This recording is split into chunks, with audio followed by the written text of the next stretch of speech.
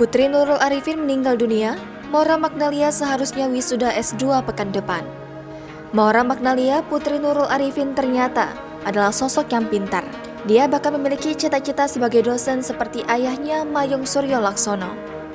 Namun, belum sempat merasakan wisuda setelah menempuh pendidikan S2 di The University of Sydney, Australia, Maura meninggal dunia di usia muda karena penyakit jantung. Mayong Suryo Laksono, suami Nurul, mengatakan anaknya Maura belakangan ini disibukkan dengan urusan wisudanya.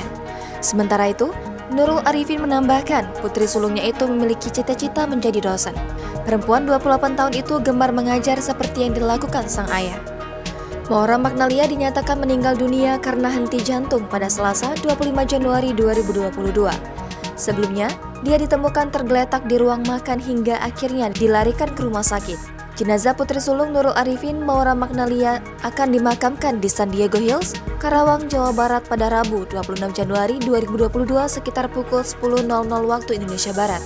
Diberangkatkan dari rumah duka di kawasan Cinere, Depok, Jawa Barat. Jangan lupa subscribe, share, komen, dan like ya!